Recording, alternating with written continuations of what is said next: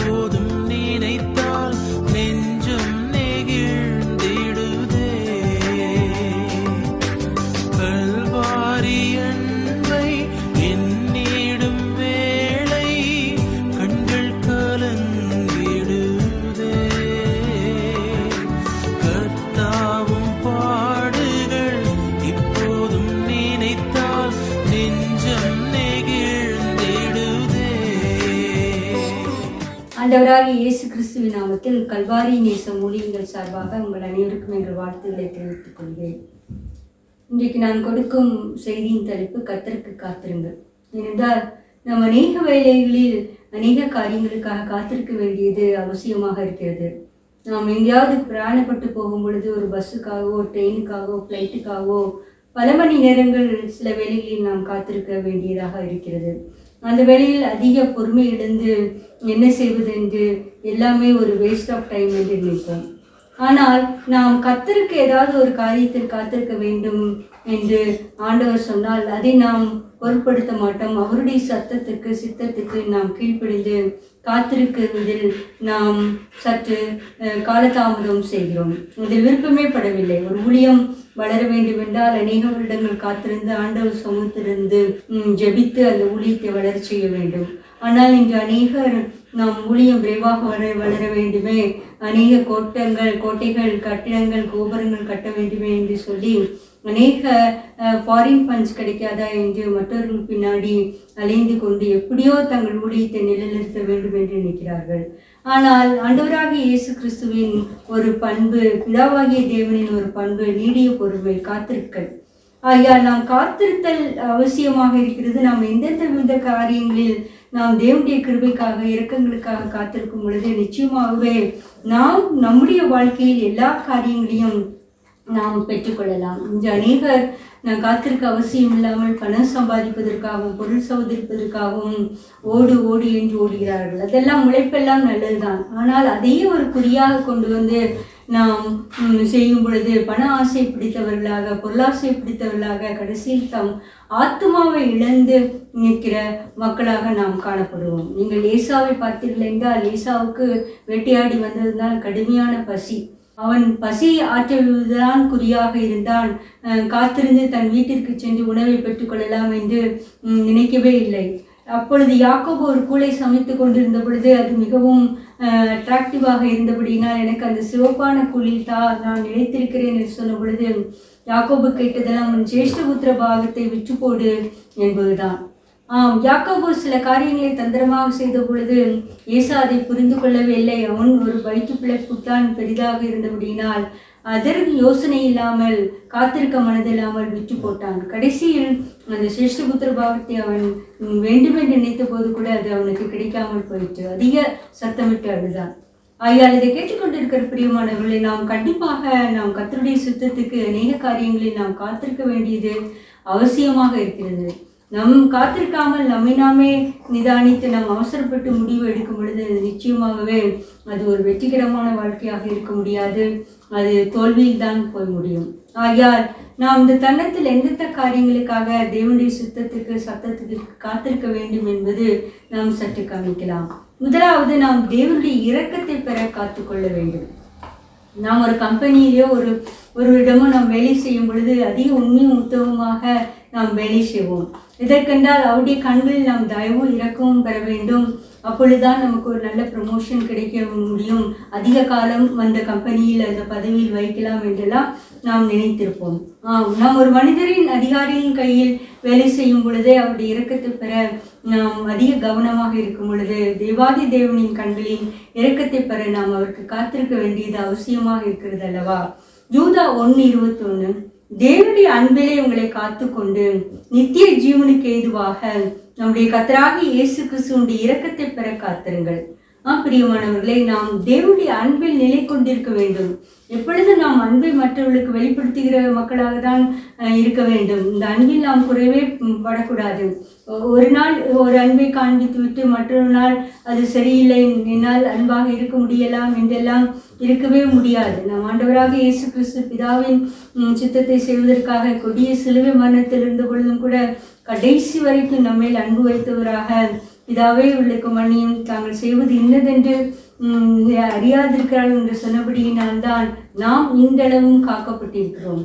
ஆகையால் நாம் பிதாவாகிய தேவனின் அன்பிலே நிலை கொண்டு அவருடைய நித்திய ஜீவனுக்கு ஏதுவாக அவருடைய இரக்கத்தை பெற நாம் காத்திருக்க வேண்டும். அனுதினம் தேவனே உடைய இரக்கத்தை நான் பெற காத்திருக்கிறேன், இரக்கத்தை பெற காத்திருக்கிறேன் என்று சொல்லும் பொழுது அவருடைய இரக்கத்தை பெற்றுவிட்டால் பிற்பாடு நமக்கு எந்த காரியங்கள் நமக்கு விரோதமாக வந்தாலும் தேவன் அதை பார்த்து கொள்வார். ஆகையால் நாம் முதலாவது தேவனுடைய இரக்கத்தை பெற காத்திருக்க வேண்டும். இரண்டாவது, இந்த காத்திருப்பது என்பது ஒரு நீடிய பொறுமை என்று கூட நாம் சொல்லலாம். இந்த நீடிய பொறுமையை நம்மில் உருவாக்குவதற்காக பொறுமை என்ன ஒரு கனியை, ஆவிக்குரிய கனியை நம்மில் உருவாக்க தேவனுக்கு காத்திருக்க வேண்டும். யோபு கூட நீடிய பொறுமையாக இருந்து தன்னுடைய கஷ்ட காலத்தில் தான் எதையும் விட்டு மீறாதபடி காத்து கொண்டபடியினால்தான் பின்னிலைமை அதிக ஆசீர்வாதமாக இருந்தது. ஆகையால் பிதாவின் ஒரு குணாதிசயம் நீடிய பொறுமை. 1 பேதுரு 3:20. அந்த ஆவிகள் பூர்வத்திலே நோவா பேழையை ஆயத்தம் பண்ணும் நாட்களிலே தேவன் நீடிய பொறுமையோடு காத்திருந்த பொழுது கீழ்ப்படியாமல் போனவைகள். அந்த பேழையிலே சிலராகி 8 பேர் மாத்திரம் பிரவேசித்து ஜலத்தினாலே காக்கப்பட்டார்கள். பிரியமானவர்களே, தேவன் நோவாவுக்கு ஒரு பேழையை செய்ய கட்டளையிட்ட பொழுது எல்லாரும் ஆச்சரியப்பட்டு போனார்கள். ஏனென்றால் சமீப காலத்தில் அந்த பேழையின் ஒரு வடிவத்தை செய்து வைத்திருந்தார்கள். அது மிகவும் ஹியூஜாக இருந்தது, மிகவும் பெரியதாக இருந்தது. நிச்சயமாகவே நோவா அந்த பேழையை செய்யும் பொழுது ஏராளமான மக்கள், பலாயிரக்கணக்கான மக்கள் அந்த பேழையை செய்வதில் உடன்பட்டிருப்பார்கள். அப்பொழுதெல்லாம் நோவாவிடம் கேட்டிருப்பார்கள், நீங்கள் எதற்கு இந்த பேழையை செய்கிறீர்கள் என்று. அவர் சொன்னது, நீங்கள் இப்பொழுது மழை வரப்போகிறது, தேவன் வாக்குத்தத்தம் பண்ணியிருக்கிறார், ஆகியால் நீங்கள் மனம் திரும்பி பாவ மன்னிப்பை பெற்று யெகோவா தேவனிடம் வருங்கள் என்று போதித்து கொண்டே இருந்தார் இந்த கட்டி முடிக்கிற வரைக்கும். ஆனால் அந்த கட்டிடம், அந்த பேழையை கட்டினவர்கள் அதை பற்றி சற்றும் சிந்திக்கவே இல்லை, அலட்சியம் காட்டினார்கள். என்னது மழையா, இவளது புதிதாக ஒன்றை கூறுகிறாரே, அதெல்லாம் நடக்காது, எங்கே மழை இப்பொழுது பெய்யட்டும், அப்பொழுது நாங்கள் உண்மை நம்புகிறோம், அப்பொழுது நாங்கள் பிதாவாகிய தேவனை ஏற்றுக்கொள்ளலாம் என்றெல்லாம் அதிக கேலி பேசி செலுத்தியிருப்பார்கள். ஆனால் தேவன் ஒரு நீடிய பொறுமையாக இருந்தார். அந்த பேழையை கட்டும் அளவுக்கும் நோவாவை ஆயத்தப்படுத்தி மற்றவர்களுக்கு சத்தியத்தை சொல்லும்படி செய்தார். ஆனாலும் அந்த பேழையில் அவர்கள் சத்தியத்தை ஏற்றுக்கொள்ளப்படியினால் 8 பேர் மாத்திரம் அந்த பேழையில் காக்கப்பட்டார்கள். பிரியமானவர்களே, நம்முடைய நாட்களிலும் கூட பிதாவாகிய தேவன், ஆண்டவராகிய இயேசு கிறிஸ்து நாம் சத்தியத்தை ஏற்றுக்கொள்ளுவதாக நீடிய பொறுமையாக காத்திருக்கிறார். இதே இரட்சணித்தினால், இன்றே இரக்கத்தினால். ஆகையால் இந்த கிருபையுள்ள காலங்களில் நாம் அலட்சியப்படுத்தாமல் நம் ஆண்டவராகிய இயேசு கிறிஸ்துவை சொந்த இரட்சகராக ஏற்றுக்கொண்டு பிதா அந்த பேழைக்குள் சென்று நம்மை நாமே காத்து கொள்ளத்தக்கதாக நாம் கிருபை பெற அவசியமாக இருக்கிறது.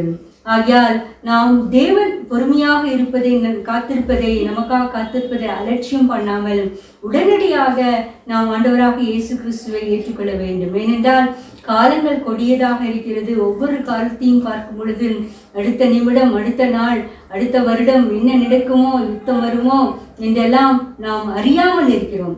ஆகையால் நாம் இப்பொழுதே தேவனுடைய சத்தத்தை கேட்கும் பொழுது நாம் கீழ்ப்படியாமை ஆவியை போல நாம் கீழ்ப்படியாமல் இருக்காதபடி தேவனுடைய நீடிய பொறுமையை நாம் அலட்சியம் பண்ணாமல் அதை ஏற்றுக்கொள்ளத்தக்கதாக தேவனுக்கு கிருபைக்கு கீழ்ப்படிந்திருக்க கடவுமாக.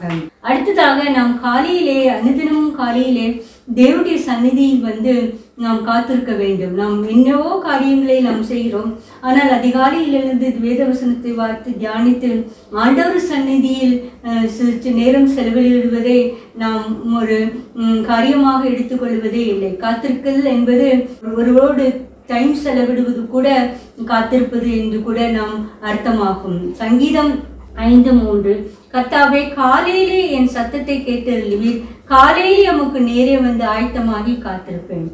பிரியமானவர்களே, நாம் காலையிலே தேவனை தேட வேண்டும். காலையிலே நாம் தேவன் ஆயத்தமாகி நாம் காத்திருக்க வேண்டும். நம் ஆண்டவராக இயேசு கிறிஸ்து கூட அவர் ஊழியம் செய்த காலத்தில் அதிக நேரம் பிதாவின் சந்நிதியில் தன்னுடைய நேரத்தை செலவழித்தார், காத்திருந்தார். பின்பு அந்த 12 அப்போஸ்தலர்களை தெரிந்தெடுக்கும் முன்பு ராம் முழுவதும் தேவனுடைய சந்நிதியில் செலவழித்தார், காத்திருந்தார். பிற்பாடுதான் அந்த அப்போஸ்தலர்களை தெரிந்து கொண்டார். அவர்களிலும் ஒருவன் கல்வனாக இருந்தார். நம் ஆண்டவராக இயேசு கிறிஸ்துவ காரியத்தை செய்யும் பொழுது காத்திருந்து அவ்வளவு கவனமாக செயல்படும் பொழுது நாம் எவ்வளவு தேவனுடைய சந்நிதியில் நாம் காத்திருக்க வேண்டியது அவசியமாக இருக்கிறது. இன்று அநேக கிறிஸ்தவர்கள் அலட்சியம் பண்ணுவது அதிகாலையில் தேவனை சமூகத்தில் காத்திருப்பதே தான். ஏதோ செய்துவிட்டு அவசரமாக வேலைக்கு செல்கிறோம், போகும் பொழுது கலண்டில் ஒரு வசனத்தை படித்து விட்டேன் ஜெபித்து விட்டேன் என்று ஓடிவிடுகிறோம். அது தவறு. நாம் அதிகாலையில் தினமும் தேவனுடைய சந்நிதியில் காத்திருக்கும் பொழுது நிச்சயமாகவே நமக்கு அந்த அடுத்த நாள் காரியங்கள் எல்லாம் நமக்கு ஒரு வெற்றிகரமாக முடியும். சங்கீதம் 119 147 அதிகாலையில் நான் எழுந்து சத்தமிட்டேன், உம்முடைய வசனத்துக்கு காத்திருக்கிறேன். பிரியமானவர்களே, நாம் அதிகாலையில் எழுந்து நாம் சத்தமிட வேண்டும், தேவனை நோக்கி கதற வேண்டும். அப்பொழுது நாம் அந்த நாள் முழுவதும் மற்றவர்களை நோக்கி நாம் சத்தமிட வேண்டிய அவசியமும் இல்லை. மற்றவர்கள் நம்மை பார்த்து சத்தமிடுவதற்கும் தேவன் அனுமதிக்கவே மாட்டார். நாம் வசனத்துக்கு காத்திருக்கிறேன். இந்த வசனம் நமக்கு ஆறுதலாக இருக்கிறதோ தேறுதலாக இருக்கிறதோ அதை அந்த நாளுக்குரிய வசனத்தை தேவன் நமக்கு தந்தள்ளுவார். எப்பொழுது என்றால் நாம் அதிகாலையில் எழுந்து தேவனுடைய சத்தத்துக்கு நாம் காத்திருக்க வேண்டும். ஆகையால் இந்த காத்திருக்கல் அனுபவத்தை நாம் தினம் தினம் அபியாசப்படுத்த வேண்டும். ஏதோ ஒரு நாள் வராது, ஒரு நாள் நாம் காத்திருக்க முடியாது. நாம் தினமும் அதை காத்திருக்கும் பொழுது அந்த காத்திருக்கும் வேலை ஒரு இனிமையான வேலையாக, நமக்குள் அத்தியாவசியமான ஒரு வேலையாக நாம் வந்து விடுகிறது. ஏனென்றால் நாம் ஒரு ரெஸ்டாரண்ட்டுக்கு சென்று உணவு ஆர்டர் பண்ணும்போது கூட ஒரு ஸ்பெஷல் உணவு ஆர்டர் வேண்டும் என்றால் சற்று நேரம் காத்திருக்க வேண்டும். ஏனென்றால் அவர்கள் அப்பொழுதுதான் புதியதாக ப்ரிப்பேர் பண்ணி கொடுப்பார்கள். அவர்கள் உடனே ஆர்டர் கொடுத்து விட்டு வந்துவிட்டால் ஏதோ பழைய உணவை சூடுபடுத்தி கொடுத்து விட்டார்களோ என்று ஒரு சந்தேகம் வரும். நாம் ஒரு உணவை சாப்பிடும் பொழுதே நாம் காத்திருந்து பெற்றுக்கொள்ளும் பொழுது தேவாதி தேவனின் மன்னாவை பெற்றுக்கொள்ளத்தக்கதாக நாம் அதிகாலையில் தேவனோடு நேரம் செலவழிந்து காத்திருப்பது எவ்வளவு அவசியமா இருக்கிறது பிரியமானவர்களே. ஆகையால் அதிகாலையில் நாம் தேவனுக்கு காத்திருந்து அவரை நோக்கி சத்தமிடுவோம். நிச்சயமாகவே அவர் அன்றன்ற நாளுக்குரிய ஒரு வசனத்தை அனுப்பி நம்மை ஆறுதல் படுத்துவார். இல்லை என்றால் அந்த நாளுக்கு ஏதாவது ஒரு ஆபத்து இருக்கிறது என்றால் அந்த வசனத்தை அனுப்பி நமக்கு எச்சரிப்பார். அதை நாம் பழக்கப்படுத்திக் கொள்வோம். அடுத்ததாக நாம் அநேக காரியங்களில் நாம் பார்க்கும் பொழுது பொல்லாதவர்களாக இருக்கிறவர்கள் எல்லா காரியம் செய்தாலும் எல்லாம் நல்லபடியாக முடிந்து விடுகிறது. அதுவும் தேவனுடைய வசனத்துக்கு விரோதமாக செயல்படுவர்கள், துணிகரமாக செயல்படுவர்கள் எப்படி வாழ்ந்தாலும் அவர்களுக்கு ஒன்றுமே நடக்கவில்லை. ஆனால் அதிக பயந்து நாம் தேவனுக்கு பயந்து நாம் நடக்கும் பொழுது நமக்கு தான் ஏதோ அதிக சோதனைகள் வேதனைகள் பொல்லாத காரியங்கள் வருவது போல் நினைக்க தோன்றும். ஆனால் தேவன் நம்மை கேட்கிறார், அதை குறித்தெல்லாம் நாம் கவலைப்படவே வேண்டாம். நீ காரிய சுத்தியின் உள்ளவன் மேல் நீ எரிச்சலாகாதே, நீ பொறுமையாக இருந்து காத்திரு, அப்பொழுது தேவன் உன்னை பூமியை சுதந்திரத்துக் கொள்வதற்கு உயர்த்துவார் என்று கூறுகிறார். சங்கீதம் 37:34 நீ கர்த்தருக்கு காத்திருந்து அவருடைய வழியை கைக்கொள், அப்பொழுது நீ பூமியை சுதந்திரத்துக் கொள்வதற்கு அவர் உன்னை உயர்த்துவார், துன்மார்க்கர் அறுப்புண்டு போவதை நீ காண்பாய். பிரியமானவர்களே, நாம் கர்த்தருக்கு காத்திருக்கும் பொழுது அவருடைய வழிகளை கைக்கொள்வதில் உண்மையாக இருக்க வேண்டும். தாவீது ராஜா கூட இளவயதிலே ராசனாக அபிஷேகம் பண்ணப்பட்டு விட்டார். அப்பொழுது சவுல் தான் ராஜாவாக இருந்தார். உடனே நான் ராஜ்யபாரத்தை பெற்றுக்கொள்ள வேண்டும் என்று அவர் எந்த காரியத்தையும் அவர் செயல்படுத்தவே இல்லை. ஏனென்றால் சவுல் அதிக பலசாலியாக பலம் மிகுந்தவர்களாக இராணுவ பலம் கொண்டவர்களாக இருந்தால் தாவீதை ஒரு தெளிப்பூச்சியை வேட்டையாடுவது போல் வேட்டையாடி கொண்டே இருந்தார். அவர் மறைந்து மலைகளிலும் குகைகளிலும் ஒளித்து கொண்டே இருந்தார். சவுல் காரிய சித்தி உள்ளவராக இருந்தார். ஆனாலும் தாவீது அவர் மேல் எரிச்சல் கொள்ளவே இல்லை. சவுல் ராஜாவை கொல்லத்தக்கதான ஸ்தர்ணம் வந்தது கூட அதை தவிர்த்து விட்டார். தேவனே அதை பார்த்து கொள்வார் என்று. பிரியமானவர்கள், கடைசியில் நடந்தது என்ன? அவர் சகல இஸ்ரவேலுக்கும் மேலும் ராஜாவாக இருந்த பொழுது அந்த துன்மார்க்கராகிய சவுல் அறுப்புண்டு போனதை அவர் மட்டுமல்ல அவருடைய குடும்பத்தாரையும் தேவன் அறுப்புண்டு போவதை காண செய்தார். நமக்கு பிரியமானவர்கள் கூட தேவனுக்கு விரோதமாக செயல்படும் போது தேவன் அவரை அறுத்து போடுவார். நாம் நினைத்து கொண்டிருப்போம் இவர்கள் நல்லவர்களாக இருக்கிறார்கள், நமக்கு தீங்கு ஒன்றும் செய்ய மாட்டார்கள் என்று. ஆனால் தேவனுடைய பார்வையில் நமக்கு விரோதமாக எழும்புவார்கள் என்பதை தேவன் அறிவார். ஆகையால் அவருக்கு நாம் காத்திருந்த அவருடைய வழிகளை கைக்கொள்ளும் பொழுது பொல்லாதவர்கள் எல்லாரும் பூமியில் அறுப்புண்டு போவதை நாம் கண்கூடாக காண்போம். தேவன் அதற்கு கிருபை செய்வாராக. அடுத்ததாக நாம் கர்த்தருக்கு காத்திருக்கும் பொழுது திடமனதாக இருக்க வேண்டும். நாம் காத்திருக்கும் பொழுது நமக்கு ஒரு சோர்வு வந்துவிடும். நாம் மனதில் என்ன இது ஒன்றுமே நடக்க முடிய மாட்டேங்கிறது, எவ்வளவு நாள் பொறுமையாக காத்திருப்பது, எத்தனை காலம்தான் காத்திருக்க வேண்டும் என்று நாம் சோர்ந்து போய்விடுவோம். ஆனால் தேவன் சொல்கிறார் சங்கீதம் 27:14, கர்த்தருக்கு காத்திரு, திடமனதாயிரு, அவர் உன் இருதயத்தை ஸ்திரப்படுத்துவார், கர்த்தருக்கே காத்திரு. பிரியமானவர்களே, கர்த்தருக்கு காத்திரு, திடமனதாயிரு, அவர் உன் இருதயத்தை ஸ்திரப்படுத்துவார், கர்த்தருக்கே காத்திரு. நாம் கர்த்தருக்கு காத்திருக்கும் பொழுது என்ன நடக்கும் என்றால் நம்முடைய இருதயம் பலப்படும். இந்த காலகட்டங்களில் நீங்கள் பார்த்தீர்கள், அநேகர் இருதய வேதியினால் அவதிப்படுகிறார்கள். அடிக்கடி ஒரு சிறு பிள்ளைகள் கூட 23 வயது ஒரு மகள் கூட நான் அன்று யூடியூபில் பார்த்து ஒரு மேரேஜ் ஃபங்க்ஷனில் நடனமாடிக்கொண்டே இருந்தார்கள். திடீரென்று விழுந்து இறந்து விட்டார்கள். இருதயம் பலமே இல்லாமல் போய்விட்டது. ஆகையால் நாம் நினைத்து கொண்டிருப்போம், நாம் இளமையாக இருக்கும் பொழுது நம்முடைய இருதயம் அதிக பலமாக இருக்கிறது, முதுமையில் தான் இருதயத்துக்கு ஒரு வீக்னஸ் வரும் என்று. அப்படி இல்லை பிரியமானவர்களே, எந்த காலத்திலும் தேவனுடைய சத்தத்திற்கு அப்படி சமூகத்தில் காத்திருக்கும் பொழுது நம் இருதயத்தை ஸ்திரப்படுத்துவார். நாம் திடமனதாக இருந்து கர்த்தருக்கே காத்திருக்கும் பொழுது நிச்சயமாகவே நம்முடைய காரியங்கள் எல்லாம் வெற்றிகரமாக முடியும். தேவன் அதற்கு கிருபை செய்வாராக. அடுத்ததாக நாம் பொறுமையாக நாம் காத்திருக்க வேண்டும். நாம் பொறுமை என்னும் ஒரு குணாதிசயத்தை நம்மில் உருவாக்க வேண்டும் என்றுதான் தேவன் நாம் அவருக்கு காத்திருக்க சொல்லுகிறார். சங்கீதம் 40:1, கர்த்தருக்காக பொறுமையுடன் காத்திருந்தேன், அவர் என்னிடமாய் சாய்ந்து என் கூப்பிடுதலை கேட்டார். எவ்வளவு நாள் பொறுமையாக இருக்க வேண்டும் என்றால் யோபை போல பொறுமையாக இருக்க வேண்டும். யோபுவின் வாழ்க்கையில் வந்த கஷ்டங்கள், துன்பங்கள் எல்லாம் நினைத்து பார்க்கவே முடியாது. ஆனாலும் கர்த்தருக்கு காத்திருந்தபடியினால் அவர் திடமனதாக இருந்து அவர் இருதயத்தை ஸ்திரப்படுத்தபடியினால் அவர் பொறுமையுடன் காத்து கொண்டிருந்தார். தேவன் என்னை உயர்த்துவார், நான் இறந்தாலும் பரவாயில்லை, நான் அவரை பார்ப்பேன். பொறுமையாக காத்திருந்த பொழுது தேவன் யோபுவின் கூப்பிடுதலை கேட்டார். அவர் பொதுவாக யோபுவின் வாக்கியங்களை நாம் வாசிக்கும் பொழுது அவர் அதிக திடமனது உள்ளவர் போல் எல்லா காரியங்களையும் பேசிக்கொண்டிருப்பார். ஆனால் யாருக்கு தெரியும், அவருடைய உள்ளந்தரியங்கள் தேவனை நோக்கி கூப்பிட்டு கொண்டே இருக்கும். ஆண்டவரே, எனக்கு இவ்வளவு சரீர வேதனை இருக்கிறதே, இத்தனை காரியங்கள் என் வாழ்க்கையில் நடந்து விட்டதே, இனிமேல் எனக்கு வாழ்க்கை ஒரு செழிப்பான தருணம் வருமா?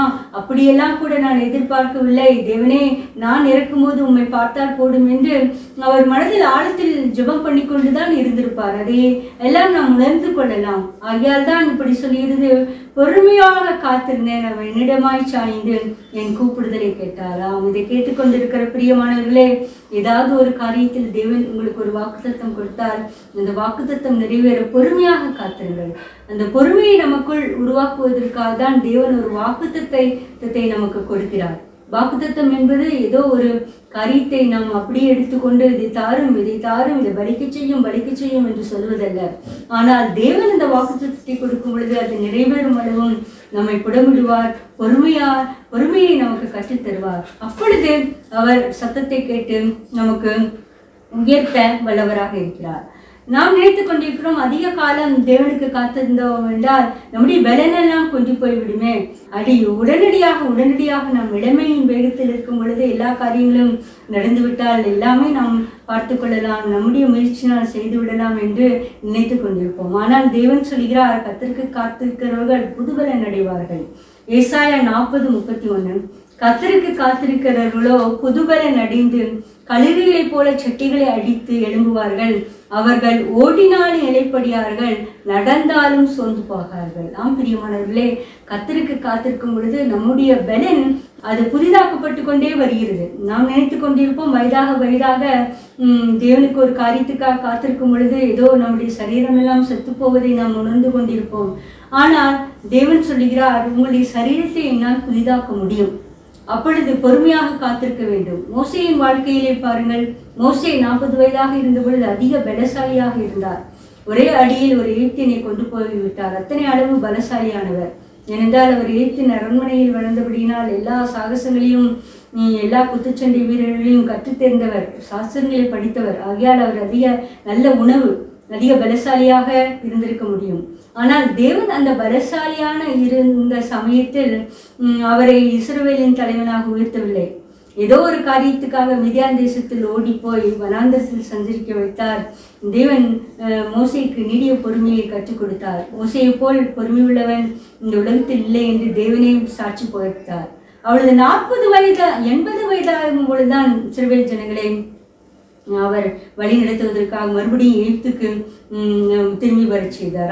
அவர் கர்த்தருக்காக காத்திருந்த பொழுது அவருடைய பலன் புதுமையாகிக் கொண்டே வந்தது. அவருடைய அணுக்கள் எல்லாம் புதிதாகிக் கொண்டே வருகிறது. மோசே 120 வயதில் இறந்த பொழுது தேவனுடைய வசனம் சொல்லுகிறது, அவருடைய பலன் குன்றவும் இல்லை, அவருடைய கண்கள் மங்கவும் இல்லை. எப்படி பலசாலியாக இருந்தாரோ அதே அளவுக்கு பலசாலியாக இருந்தார். பிரியமானவர்களே, நாம் கர்த்தருக்காக ஒரு காரியத்துக்காக காத்திருக்கும் பொழுது நிச்சயமாகவே நமக்கு வயதானாலும் கூட அதை பற்றி நாம் சோர்ந்து போகக்கூடாது, நீ இழைப்படையக்கூடாது. தேவன் நமக்கு புதுபலனை தருவார். நீங்கள் காலேபை பார்த்தீர்கள் என்றால் 40 வயதில் அவருக்கு ஒரு வாக்குத்தத்தம் வந்தது, நீ கானான் தேசத்தில் உனக்கு ஒரு சுதந்திரத்தை தருவேன் என்று. அவர் கானான் தேசத்தை வந்து அடையும் பொழுது 80 வயதாகிவிட்டது. ஆனால் அவர் சோர்ந்து போகவே இல்லை. சுந்தரித்துக் கொள்ள பொழுது அவர் யோசுவாவை பார்த்து கேட்டார், எனக்கு அந்த மலைநாட்டை தாரும், தேவன் எனக்கு வாக்குத்தத்தம் பண்ணினார், இப்பொழுது நான் 80 வயதுள்ளவன், ஆனால் அதே பலன் எனக்கும் இருக்கிறது, நான் அதை போய் நான் சுதந்திரித்துக் கொள்வேன் என்று அந்த மலைநாட்டை அவர் சுதந்திரித்து விட்டாராம். பிரியமானவர்களை, நாம் நினைத்து கொண்டிருப்போம் தேவனுக்கு காத்திருக்கும் பொழுது அதிக நாட்கள் ஆகும் பொழுது நம் வயதாகும் பொழுது நம் பலன் கொண்டு போய் விடுமே, என்ன செய்வது என்று அவசரப்பட்டு எந்த காரியத்தை நாம் முடிவெடுக்க கூடாது. ஆனால் வேதம் நம்மை சொல்கிறது, கர்த்தருக்கு காத்திருக்கிறவர்களோ புதுபலன் அடைந்து கழுகுகளை போல எழும்புவார்கள். கழுகு வயதாகும் பொழுது அது மொட்டையாக இருக்கும், அது பீக்கெல்லாம் அதை உடைத்து விடும், அதோடைய இறகுகளை எல்லாம் பீத்து பீத்து போட்டுவிட்டு நகங்களை பீத்து போய்விட்டு பீக்கையும் தட்டி தட்டி உடைத்து போய்விட்டு முழு மொட்டையாக இருக்கும். மறுபடியும் புதிதாக அதற்கு சிறைகள் ஒழிக்கும் போது அதிக பலனடைந்து அதிகமாக உயிரை மேலே எழுக்கும் படைக்கும். ஒரு கழுகுக்கு ஒரு புதுபலன் அளிக்கிற தேவன் தமக்கு காத்திருக்கிற மக்களுக்கு புதுபலன் அளிக்க மாட்டாரா? நிச்சயமாகவே அளிப்பார். அதற்காக தான் இந்த வசனத்தை எழுதி வைத்திருக்கிறார். கர்த்தருக்கு காத்திருகளை புதுபலன் அடைந்து கழுகுகளைப் போல சட்டைகளை அடித்து எழுவார்கள், அவர்கள் ஓடினாலும் இளைப்படையார்கள், நடந்தாலும் சோர்ந்து போவார்கள். எவ்வளவு கானான் தேசத்தை சுதந்திரிக்கும் பொழுது மோசே 80 வயதில் 40 வருடம் நடந்துதான் அவர் சோர்ந்தே போகவில்லை. ஒரு சில காரியங்களில் ஓடிக்கூட இருப்பார்கள், ஆனால் நிலைப்படியவே இல்லை. மற்றவர்கள் 20 வயது வாலிபனை போல மோசையும் ஓடினார், நடந்தார். அதே போல்தான் யோசுவாவும் காலேபும். பிரியமானவர்கள், நாம் கர்த்தருக்கு காத்திருக்கும் பொழுது ஒரு பொழுதும் நாம் வெட்கப்பட்டு போவதே இல்லை. அடுத்ததாக நாம் கர்த்தருக்கு காத்திருக்கும் பொழுது என்னென்ன காரியங்கள் நமக்கு தேவன் ஆயத்தப்படுத்தி வைத்திருக்கிறார் என்பதை நமக்கு தெரியாது. நாம் நினைத்து கொண்டிருப்போம், இந்த காரியம் தானே, இது எனக்கு இந்த வயதிலே ஆண்டவர் கொடுத்திருந்தால் நன்றாக இருக்குமே, இவ்வளவு நேரம் காத்திருக்க வைத்து எனக்கு இதைத்தானா கொடுத்தார் என்றெல்லாம் நாம் நினைப்பதற்கு எந்த ஒரு சாதகமுமே இருக்காது. இந்த ஏசாயா 64:4, தேவனே உமக்கு காத்திருக்கிறவர்களுக்கு நீ செய்பவர்களை நீரே அல்லாமல் உலக தோற்றம் முதற்கொண்டு ஒருவரும் கேட்டதும் இல்லை, செவி உணர்ந்ததும் இல்லை, அவைகளை கண்டதும் இல்லை. பிரியமானவர்களே, நம்மை தேவனுக்கு காத்திருக்க வேண்டும் என்று தேவன் முன்குறித்து விட்டால் உலக தோற்றத்துக்கு முன்னே நமக்கு என்னென்ன காரியங்கள் அது கொடுக்க வேண்டும் என்று செய்து விட்டாராம். எத்தனை ஆச்சரியம் பாருங்கள், எத்தனை தேவனுடைய மகத்துவம் பாருங்கள். அதை கண்டதும் இல்லை, செவி உணர்ந்ததும் இல்லை, ஒருவரும் கேட்டதே இல்லாமல், நீரே அல்லாமல் உலக தோற்றத்துக்கு முன்னே. அப்பொழுது என்றால் உலகம் எவ்வளவு நாட்களுக்கு முன்னால் தோற்றுவிக்கப்பட்டது என்று தெரியாது, நாம் எப்பொழுது பிறப்போம் என்று தெரியாது, நமக்கு தேவன் காத்திருக்க வைப்பாரா என்று தெரியாது. ஆனால் தேவனுக்கு தெரியும், நாம் பிறக்கும் முன்னுமே இவர் வாக்குத்தத்தத்துக்காக கிடைக்க வேண்டும் என்று காத்திருக்க வேண்டும் என்று நினைத்து உலக தோற்றத்திற்கு முன்னே நமக்காக பல காரியங்களை செய்து வைத்து, மகளே மகனே எனக்காக காத்திரு என்று கூறுகிறார். பிரியமானவர்கள், எத்தனை அருமையான வசனம் பாருங்கள். தேவனே உமக்கு காத்திருக்கிறவர்களுக்கு நீர் செய்பவைகளை நீரே அல்லாமல் உலக தோற்றம் முதற்கொண்டு ஒருவரும் கேட்டதும் இல்லை, செவிகள் உணர்ந்ததும் இல்லை, அவைகளை கண்டதும் இல்லை. பிரியமானவர்களே, ஆபிரகாம் கூட வாக்குத்தத்தத்துக்காக அநேக வருடங்கள் காத்திருந்தார். ஆனால் ஜாதிகளுக்கு தகப்பனாவேன் என்று வாக்குத்தத்தம் கொடுத்தார். இப்பொழுது ஆபிரகாம் பரலோகத்திலிருந்து பார்த்து கொண்டிருக்கிறார். இப்படி இஸ்ரவேல் ஜனங்கள் அநேகம் ஜாதிகள் ஆபிரகாம் எனக்கு தகப்பன், ஆபிரகாம் எனக்கு தகப்பன் என்றுதான் சொல்லிக்கொண்டே இருக்கிறார்களாம். சரீரம் செத்தவன் என்று சொல்லப்படும் ஒருவனாலே வானத்து நட்சத்திரங்களைப் போல கடற்கரை மணலைப் போல தேவன் சந்ததியை பெருகச் செய்ய வேண்டும் என்றால் அது உலக தோற்றத்திற்கு முன்னே அவருக்காக ஆயத்தம் பண்ணப்பட்டது. அவர் கண் காணவில்லை, செவி கேட்டதும் இல்லை, உணர்ந்ததும் இல்லை. ஆனால் இப்பொழுது அவர் பரலோகத்திலிருந்து முழுமையாக பார்த்து கொண்டிருக்க முடியுமாம். இதுதான் கர்த்தருக்கு காத்திருக்கிறவர்களுக்கு தேவன் கொடுக்கும் வாக்குத்தத்தம். ஆகையால் எந்த தருணத்திலும் நாம் சோர்ந்து போகாமல் தேவன் நமக்கு காத்திருக்க வேண்டும் என்று சொல்லிவிட்டால் அதை நாம் காத்திருக்க வேண்டும். கர்த்தர் நல்லவராக இருக்கிறார். புலம்பல் 3:25 தமக்கு காத்திருக்கிறவர்களுக்கு தம்மை தேடுகிற ஆத்மாவுக்கும் கர்த்தர் நல்லவர். நாம் தேவனுடைய சத்தத்துக்கு காத்திருக்கும் பொழுது தேவன் நல்லவர் என்பதை நாம் உணர்ந்து கொள்வோம். நாம் அனைவரும் தரும் நினைப்போம், ஒரு காரியம் கிடைக்காவிட்டால் என்ன கிடைக்கவில்லையே, அவர்கள் நல்லவர்களோ என்று நாம் சந்தேகப்படுவோம். ஆனால் தேவன் சொல்கிறார், நாம் தேவனுக்கு காத்திருக்கும் பொழுது கர்த்தர் நல்லவர் என்பது நாம் உணர்ந்து கொள்ளத்தக்கதாக ஒரு உணர்வுபூர்வமான காரியத்தை தேவன் நமக்கு கொடுப்பார். தேவன் எவ்வளவு நல்லவர், எனக்கு இந்த காரியத்தை செய்ய பண்ணுவார், நல்லவர் என்று நாம் அவருடைய குணாதிசயங்களை உணரத்தக்கதாக தேவன் நம்மை காத்திருக்க வைக்கிறார். பிரியமானவர்களே, நாம் தேவனுடைய குணாதிசயங்களை மனப்பூர்வமாக உணர்ந்து கொண்டே இருக்குமா? தேவன் நல்லவர், இந்த காரியத்தை எனக்கு அனுமதித்தார், ஆனாலும் பரவாயில்லை, தேவன் நல்லவர். இந்த காரியம் என் வாழ்க்கையில் நடக்கவே இல்லை, ஆனாலும் பரவாயில்லை, தேவன் நல்லவர் என்று நாம் நினைத்து கொண்டிருக்கிறோமா? பிரியமானவர்களே, நாம் சுகவீனப்பட்டிருக்கும் பொழுது ஒரு வியாதி சுகமாக வர வரைக்கும் நாம் காத்திருக்க வேண்டியது அவசியமாக இருக்கிறது அல்லவா? ஆகையால் தேவனுக்காக நாம் காத்திருக்கும் பொழுது தேவன் நல்லவர் என்பதை நாம் உணர்வுபூர்வமாக அறிந்து கொள்ளத்தக்கதாக அந்த ஒரு ஸ்லாக்கியத்தை தேவன் கட்டளையிடுகிறார். ஆகையால் இதை கேட்டுக்கொண்டிருக்கிற பிரியமானவர்களே, கர்த்தருக்கு காத்திருப்பதில் நாம் சொந்து போகாமல் கர்த்தர் நல்லவர் என்பதை உணர்வதற்காக, கர்த்தர் நமக்கு ஆயத்தம் பண்ணதை நாம் அதை அனுபவிப்பதற்காக நாம் தேவனுக்கு பொறுமையாக காத்திருக்க தேவன் கிருபை செய்வாராக. ஜெபம்.